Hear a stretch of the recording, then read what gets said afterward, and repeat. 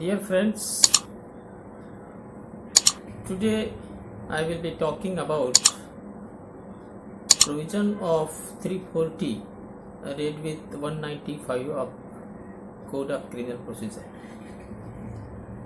Dear friends, this provision is very important, particularly when you have been dragged to the court by somebody and the entire case is based on falsehood or falsity. This provision under section 340 applies to all courts regardless whether they are revenue court, whether they are civil court, whether they are tribunals, whether they are criminal courts. You see, under the Indian Penal Code there is a chapter, namely offences against public justice. There are so many offences which are of different nature, different examples. These offences more or less are committed by the persons by making false claims or false testimonies, false affidavits, false cases, and the provisions of IPC right from section 191 until section 209 of IPC deal with each of such different set of offense. For example, if somebody files a case against you, that is a civil case against you, making a false claim against you, that will attract the provisions of section 191, 199 and also 209. However, in such cases, you cannot go to police and lodge the FIR. You cannot also file a private complaint under section 156(3) or even under section 200 of 190 and 200 of CRPC. Then what is the procedure which law has provided to register case against such a person who is indulging into false case, false affidavit, false testimony? Then it is for this reason that the lawmakers have provided section 340, which has to be of course read with section 195, because section 195 of CRPC mandates that no court shall take cognizance of the offences which are mentioned in that section, and the very offences which we are talking about, that is false cases, false testimonies, etc., unless the complaint is made in writing by the court before whom such offence is committed. That means, let us take an example to understand.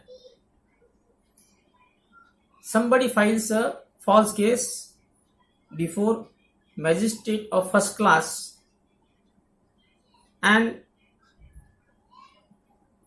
that magistrate of first class takes cognizance against you, and you are now subjected to the jeopardy of litigation.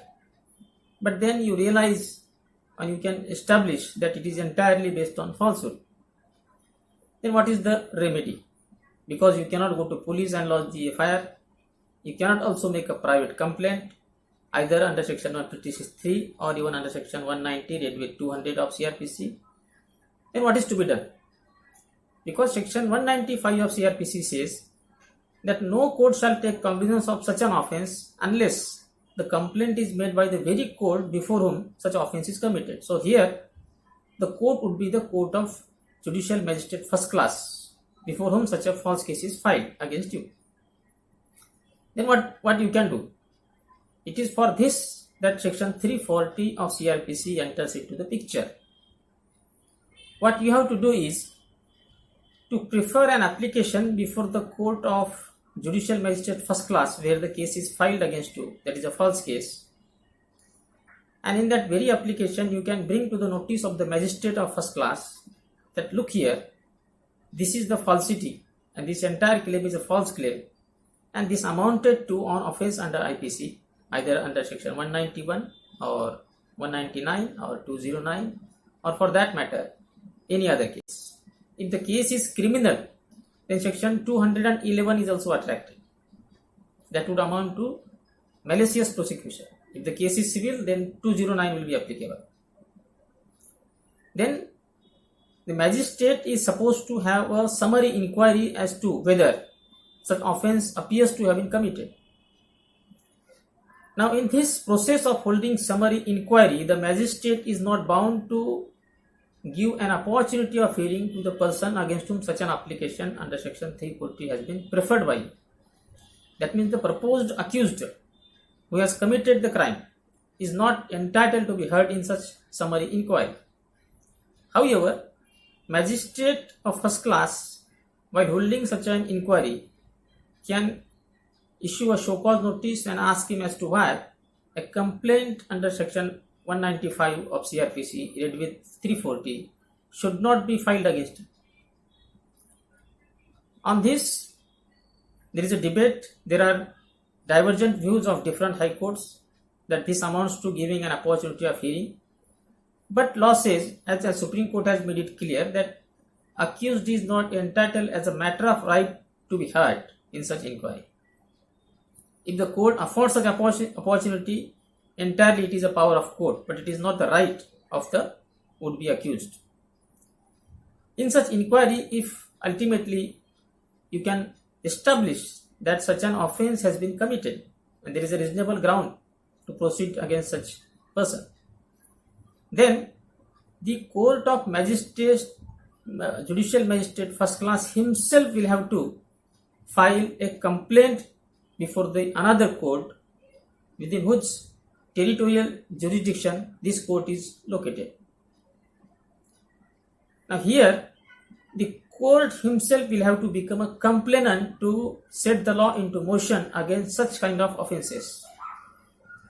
Dear friends, this provision itself is having a lacuna, because in many of such cases, the courts, the judges are reluctant to become complainants, and that is the reason that the people who indulge into such kind of offences of false cases, false testimonies and false evidence go scot-free. Now, Supreme Court in a constitutional bench case of Anita Pushwaha versus Pushwaha has clearly said that access to justice is a fundamental right, read under Article 14 and Article 21 of Constitution of India. If that being so, then if you are a victim of such a case, false claim, then you have a fundamental right to have access to justice. But however, the provisions like 195, which declare that no court shall take cognizance unless complaint is made by the court, that means here victim is not entitled to file a complaint as a matter of right. Rather, a different set of procedure is given under 340. Such a victim has to request to the court, such a victim has to point out to the court and convince the court that the complaint be lodged against the person who is accused.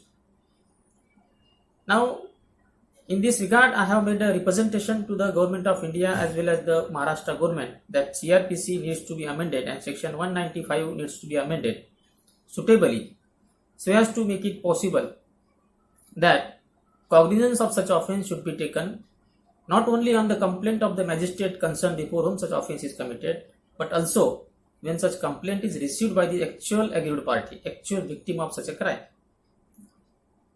But that apart, as long as this provision remains and the CRPC is not amended, the only procedure that is left to the victim is under section 340 of CRPC, and such provision is actually very important provision, and you as a victim can prefer an application under 340 of CRPC and request to the court that such and such offence is committed and you have to make a complaint.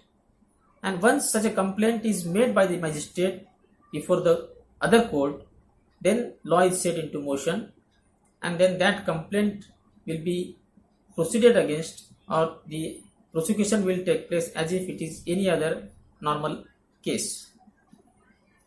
Now, dear friends,